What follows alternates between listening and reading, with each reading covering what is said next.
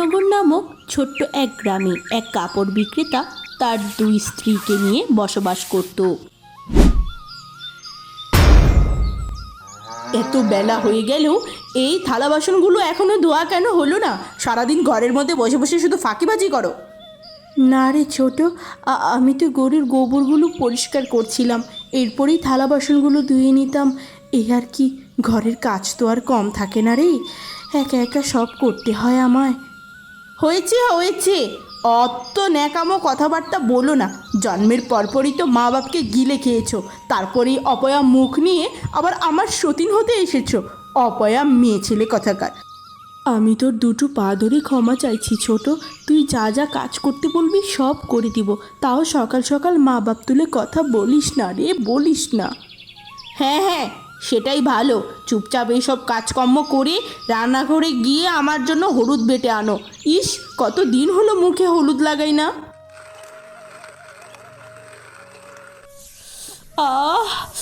ওরে, অমন করে জ্বলছে কেন মুখটা? এই বাদুরমুখী, তুই আমায় হলুদ বাটা দিচ্ছিস নাকি মরিচ বাটা দিচ্ছিস? ও, মুখটা আমার জ্বলে গেল রে। এইসব তুই কি বলছিস? মরিচ বাটা কেন দিতে যাব? তোর সামনেই তো বাটি রাখা আছে, দেখে রে। তোর ন্যাকামো দেখলে না আমার গায়ে আগুন জ্বলে ওঠে। নিশ্চয়ই তুই যে পাটার মাঝে হলুদ বেটেছিস ওখানে উল্টোপাল্টা কিছু মিশিয়ে দিয়েছিস। আজ উনি আসুক, তোর হচ্ছে। বাদরমুখী কথাকার, দূর হ। সে কি ছোট, তুই আমায় সবসময় কেন এত ভুল বুঝিস বলতো? কেন আমি তোর হলুদ বাটায় উল্টো পাল্টা মেশাবো? আমি কত যত্ন করে বেটে নিয়ে এলাম, কথায় কথায় ওনার কাছে নালিশ কেন করি? আরে ও সুন্দরী সুন্দরী, আসার পর থেকে বেশি কথা বলছো না, মনও খারাপ দেখছি। কি হয়েছে আমার সুন্দরীর? মরণ আদিক্যতা দেখলে আমার গা জ্বলে উঠে। জানো না মনে হয় কি হয়েছে? সে কবে থেকে বলছি এই বড় বউকে ঘর থেকে দূর করো দূর করো। আমার মতো এমন সুন্দরী নারীর পাশে অমন কালো সতীন কি মানায়? ওর অত্যাচারে আমার জীবন শেষ হয়ে গেল। ওকে দূর কেন করছো না? বউ, ওইসব তুমি কি বলছো? ওই কালো অপয়া মেয়েকে আমি তো একটু ভালোবাসি না, আমি তো শুধু তোমাকেই ভালোবাসি। ওকে তো মায়ের অনুরোধে বিয়ে করেছিলাম, এই আর কি। তা তোমার মা তো কবে মরে স্বর্গে গিয়ে ঢেকিতে ধান বানছে, তাহলে এই অপয়ামুখীটাকে এখনো বিদায় কেন করছো না শুনি? বলো, বলছো না কেন? ও তো এই ঘরে দাসীর মতো সমস্ত কাজ করে দেয়। এরকম বিনে পয়সার দাসী কোথায় পাবো বলো তো? সেই জন্যই তো ওকে বিদায় করছি না, আমাদের দুজনেরই তো লাভ। একটু পর বড় বউ নিশার ভীষণ জ্বর উঠে। মা গো, বাবা গো, তোমরা আমায় ছেড়ে কোথায় গেলে গো? জ্বরে যে আমার গাটা পুড়ে যাচ্ছে, মাথায় হাত বুলিয়ে দেওয়ার মতো কেউ নেই। তোমরা আমায় কেন তোমাদের সাথে নিয়ে গেলে না মা বাবা? কেন? এত বেলা হয়ে গেছে, কাপড় চোপড় না ধুয়ে শুয়ে শুয়ে কান্নাকাটি কিসের শুনি? আমার আজকে শরীরটা একদমই ভালো না রে ছোট, আজ আমি ঘরের কোনো কাজই করতে পারবো না, জ্বরে গাটা পুড়ে যাচ্ছে ছোট। কাজ করতে পারবে না তা তিন বেলা গিলতে তো পারবে নাকি? এক্ষুনি আমার কাপড়গুলো ধুয়ে দিয়ে আসবে। যাও যাও বলছি। এসব বাহানা খুব ভালো মতো বুঝি। বাপ মা যেমন শিক্ষা দিয়েছে মেয়ে তো তেমনই হবে। নিশ্চয়ই তোমার বাপ মাও এরকম কাজকর্মে ফাঁকি দিয়ে চলতো, সেই জন্যই অকালে মরে গেছে। আমি তোর দুটো পায়ে ধরছি ছোট, দয়া করে আমার মা বাপ নিয়ে কিচ্ছু বলিস না, আমি তোর সব কাপড় ধুয়ে দিচ্ছি। এরপর বড় বউ শরীর খারাপ নিয়েই কাপড় ধুতে চলে যায়। কি রে নিশা, কেমন আসিস? তোর চোখ মুখ ওরকম বসে আছে কেন রে? শরীরটা একদমই ভালো না রে সখী, গায়ে ভীষণ জ্বর। আহা গো, এই জ্বর শরীর নিয়েও ঘাটের পাড়ে কাপড় ধুইতে আইয়া পড়ছিস? মা মরা মেয়েদের কপাল বুঝি এমনই হয়। সখী রে, দুবেলা দুমুঠো ভাত আর মাথার উপরে একটু থাকার ঠাঁইয়ের জন্য এত কষ্ট সহ্য করতে হয়। আমাদের মতো গরিব ঘরের এতিম কালো মেয়েদের সমাজে বেঁচে থাকার কোনো অধিকারই নেই রে সখী।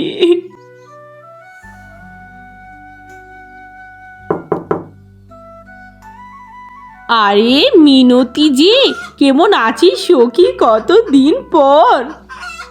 আছি ভালোই আছি। বিয়ে হওয়ার পর তুই তো আমাদের ভুলে গেছিস, আমরা তো আর তোকে ভুলতে পারিনি, তাই চলে এলাম। আয় আয় আয়, ভিতরে আয়। এই শোনো, আজ আমার ছোটবেলার সখী এসেছে।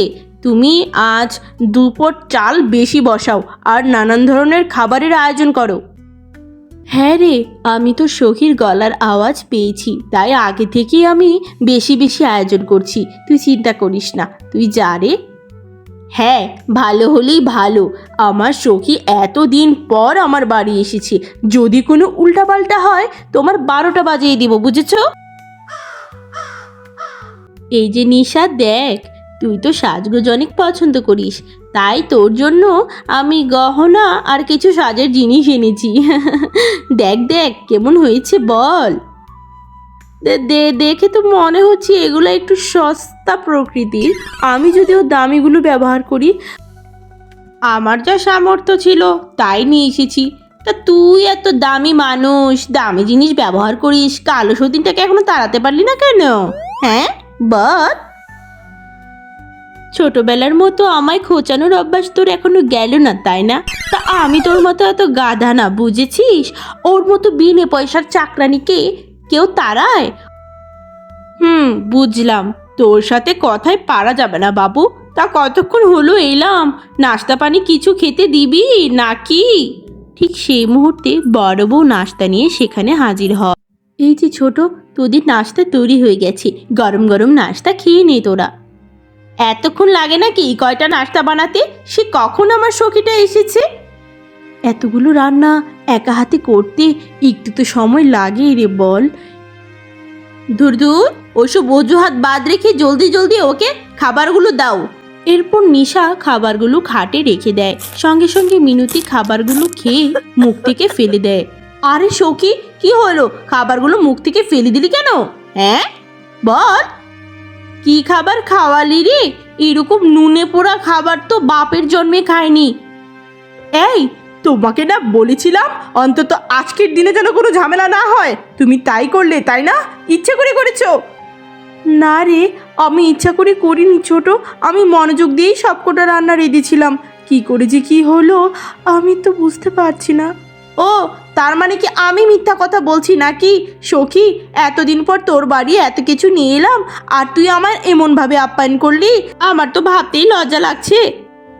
মিনতি, তুমি দয়া করে ছোটকে কথা শুনিও না, এতে ওর কোনো দোষ নেই। হয়তো বা অনেক কাজের চাপে আমার দ্বারাই ভুল হয়ে গেছে। একদম চুপ, তোমার আর ভালো মানুষই দেখাতে হবে না। তুমি আজ আমার যে অপমানটা করালে, এর ফল পাবে তুমি।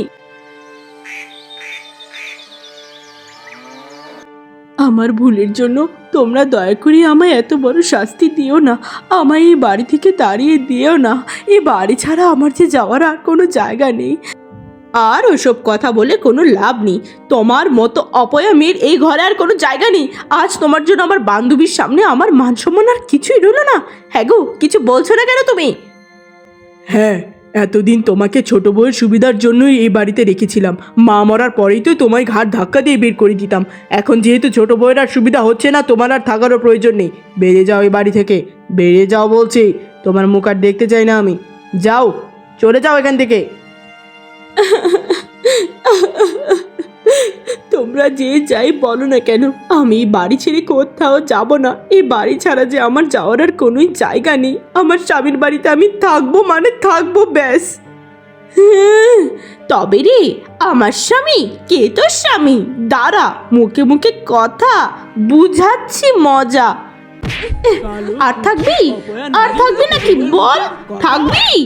এরপর তারা মারধর করে বড় বউকে বাড়ি থেকে তাড়িয়ে দেয়। নিশা মনের দুঃখে জঙ্গলের দিকে হাঁটতে থাকে। হাঁটতে হাঁটতে গহীন জঙ্গলে এসে গেলাম। এই ঘাটের পাড়ে বসে মনটা আর মানছে না। মনে হচ্ছে আমি আবার আমার স্বামীর কাছে ফিরে যাই, কিন্তু তাদের তো আমাকে আর প্রয়োজন নেই। ফিরে গিয়ে কি করব? এই জঙ্গলই আমার জায়গা। ঠিক সেই মুহূর্তে সেখানে এক বৃদ্ধা এসে হাজির হয়। কি গো মেয়ে, তুমি কে? এই জঙ্গলে এসে এভাবে কাঁদছো কেন? এর আগে তোমায় দেখিনি তো। আমি হলাম এমন এক হতভাগী, যার জায়গা এই জঙ্গলে। সমাজের লোকেরা আর আমার মতো কালো অপয়া মেয়েকে সইতে পারছে না, তাই তো আজ নিজের স্বামীও আমায় তার সংসার থেকে তাড়িয়ে দিল। এই জগতে আমার যে আর কেউই রইল না। এই জগতে ভালো মনের কোনোই দাম নেই গো বুড়িমা। এ জগতের মানুষ ভালো মনের মানুষকে দাম না দিলে কি হবে? উপরে যে বসে আছে সে ঠিকই তাদের সাহায্য করে। তুই এক্ষুনি ঘাটের জলে ডুব দে, তোর সকল দুঃখ দূর হয়ে যাবে। একবার ডুব দিবি কিন্তু। যা মা, যা।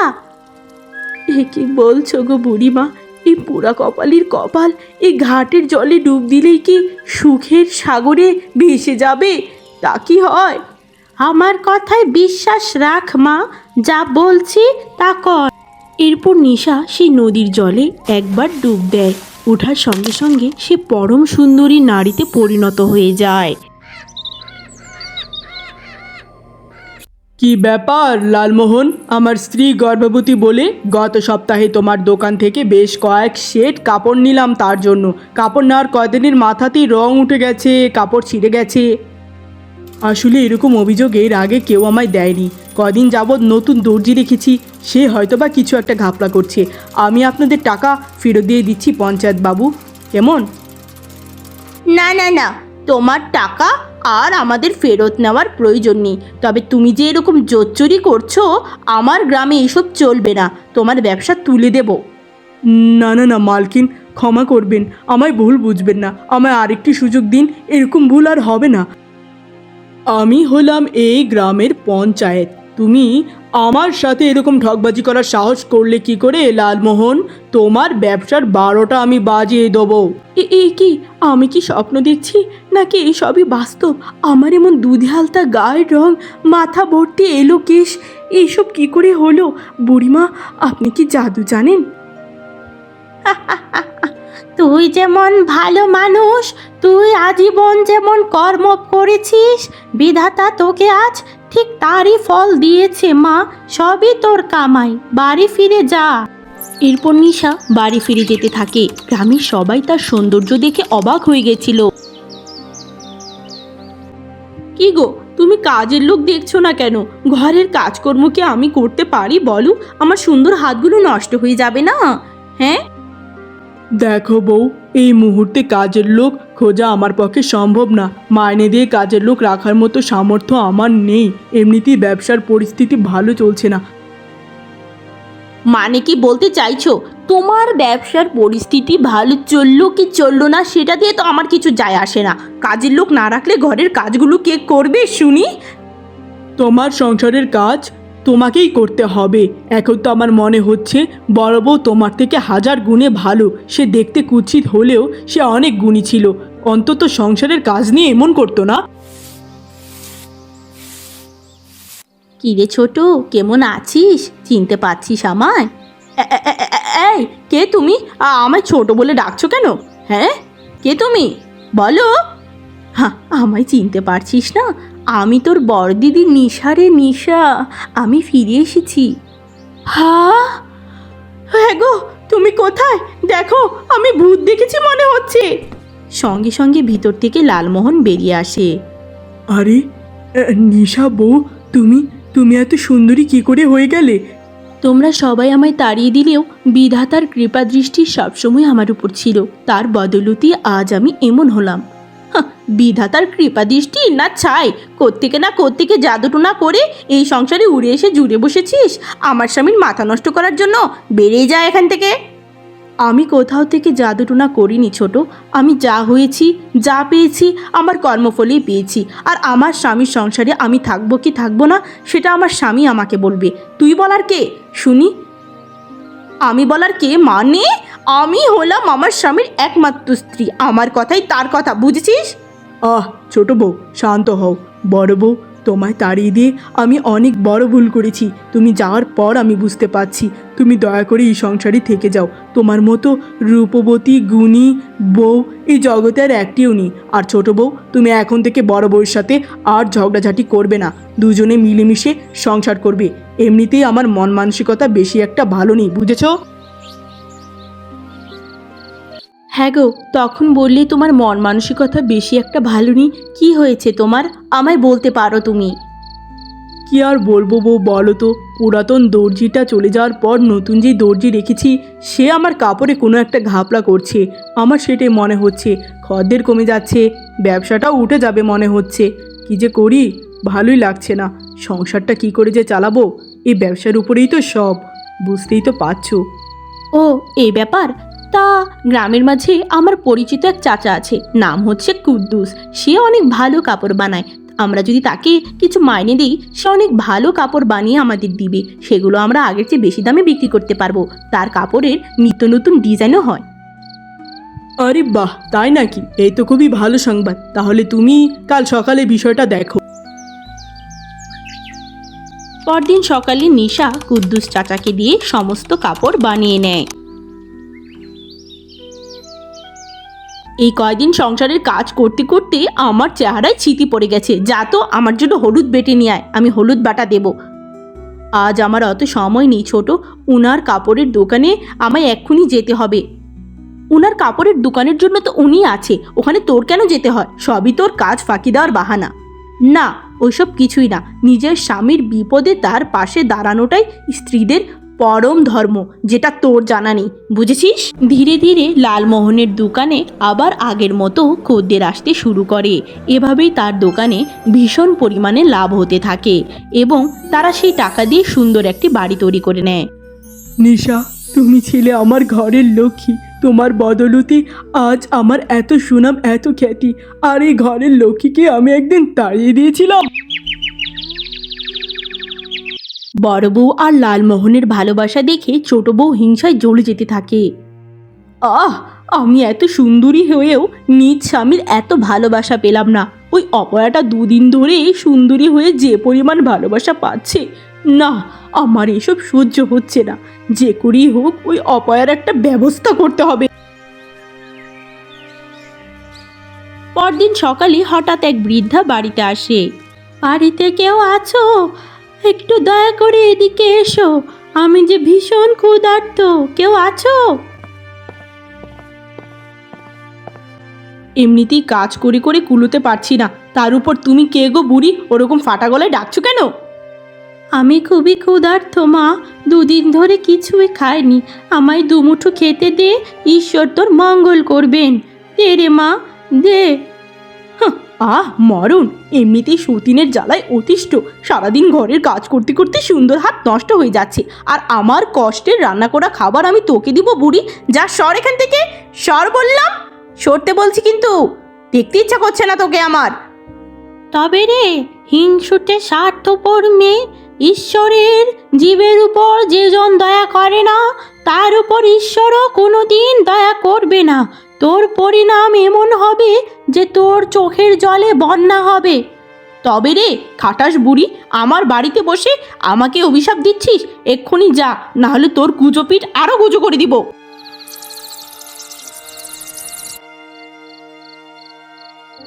রাত্রেবেলা খাওয়া দাওয়া করে যে যে যার মতো তার কক্ষে ঘুমিয়ে যায়। পরদিন সকালে সবাই ছোট বউয়ের চেহারা দেখে অবাক হয়ে যায়। কি রে ছোট, তোর চেহারার অবস্থা এমন কুৎসিত কি করে হয়ে গেল? হ্যাঁ, কি হয়েছে তোর? বল বল। আমি কিছুই বুঝতে পারছি না। রাতে তো ভালোই ঘুমিয়েছিলাম, সকালবেলা ওঠার পর থেকে দেখি আমার সারা গা এমন হয়ে গেছে। এই সব কিছু তো আর এমনি এমনি হতে পারে না। নিশ্চয়ই তুমি কোথাও কারোর সাথে অন্যায় করেছো, যার ফলস্বরূপ তোমার এমন হয়েছে। ঠিক সেই মুহূর্তে সেখানে সেই বুড়ি এসে হাজির হয়। সঙ্গে সঙ্গে আকাশ বেয়ে ঝড় নামতে থাকে। আমি হলাম বিধাতার দূত। এ জগতে প্রতিটি মানুষের সাথে যা হয় সবই তার কর্মফলে হয়, সবই তাদের দুহাতের কামাই। মা, আমি মনে করি সে যা ভুল করেছে তার শাস্তি পেয়ে গেছে। আপনি দয়া করে ওকে আগের মতো ঠিক করে দিন। আমি তোমার সাথে এত অন্যায় করেছি, আর আজ তুমি। মানুষের দেওয়া অভিশাপ আর সময়, এই দুটা জিনিস কোনোদিনই ফেরানো যায় না। ওর জীবনে যে পাপ করেছে সেই সব কিছুর ফল ওকে আজীবন বয়ে বেড়াতে হবে।